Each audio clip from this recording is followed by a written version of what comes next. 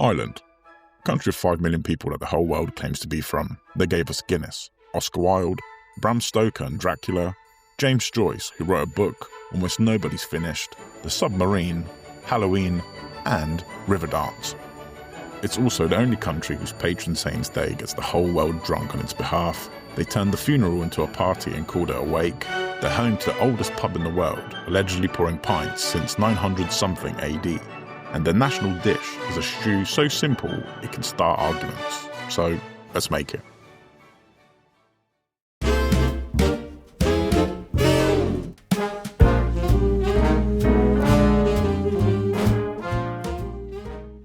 Now, for the ingredients, and straight off the bat, we start fighting. Ask a purist what goes in an Irish stew, and they will tell you 4 things: mutton, potatoes, onions, and water. That's it. No stock, no herbs, and whatever you do, no carrots. Carrot? No thanks. To a traditionalist, a carrot in the pot is heresy. Heresy! They reckon it spoils the whole thing. So I've put in carrots, and leeks, and pale barley, and herbs. I've also swapped mutton for lamb and water for stock. This is because I'm following a modern recipe from Irish chef Mark Moriarty, and as it stands, lamb is just too expensive for tradition. So if that offends you, the comments right there. Tell me how I've ruined it. Okay, on with the prep. Quarter the onion. We want it quite chunky since it's staying in the pot for the whole cook, and we don't want it to dissipate. Chop the carrot into medallions. Chop the leek. Cut the new potatoes in half. And cut the lamb into roughly 2 to 3 centimeter sized pieces. The bigger you make them, the longer they will need to cook. Then dust the lamb pieces in 2 tablespoons of plain flour. This will help give it a lovely colour.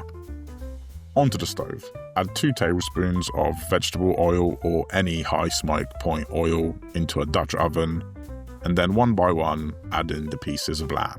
Do not overcrowd the pot. Work in batches. We want to achieve a nice deep brown colour on both sides. This will really intensify the flavour of the stew. So here's the thing about Irish stew. It was never intended to be a nice gourmet meal. It was survival food. Poor farmers, one pot, whatever was in the ground. And the meat was mutton, not lamb, because you didn't kill a young sheep. A sheep was worth more alive, years of wool, years of milk. You only ate it once it had stopped earning its keep. So the original stew was tough old sheep, slow cooked for hours until it gave in. And honestly, for a cook like this, the flavour works really well. It's just not that simple to find these days.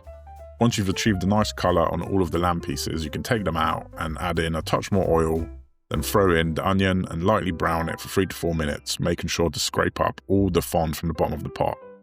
Then add the lamb back in, together with 2 bay leaves, 4 thyme sprigs, and then cover the whole thing with 1.5 litres of chicken stock. Bring it up to a simmer, cover and cook on low heat for 1.5 to 2 hours. You want the lamb to be fork tender. Then add the carrots and leeks. Cook for a further 25 minutes, after which you can add in the pale barley and potatoes and cook for a further 30 minutes. As the stew is ticking away, we can make some traditional soda bread, which is probably the simplest bread you'll ever make. In the large bowl, combine 170 grams of plain flour, 340 grams of wholemeal flour, 1 teaspoon bicarbonate of soda, and 1 teaspoon of salt. Whisk all the dry ingredients together well, then create a well and pour in 420 milliliters of buttermilk, then fold it all in until a ball starts forming. There is no need to knead. You can bake this in a cake tin or on a tray, but I'm using a preheated cast iron skillet with some baking parchment underneath. Transfer the dough in and gently pat into a round about 4 centimeters thick.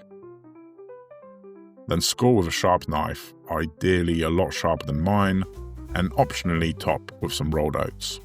Then cover with a lid and transfer to an oven preheated to 200 degrees Celsius and bake for 30 minutes. Then take the lid off and bake for a further 15 minutes to develop a nice colour and crust. And after roughly 3 hours, the stew is ready to come off the stove. First, attempt to fish out the bay leaves and thyme sprigs, then throw in a large handful of parsley and stir to combine. Then cover and let it rest for 10 to 15 minutes for some reason. Pour a nice pint of Guinness, or any Irish stout for that matter. It's not like they pay me. And we can eat. Oh, there's another bay leaf. Then plate up a nice big bowl full. Serve alongside the fresh soda bread, some Irish butter, and a pint of stout. I mean, talk about a hearty meal.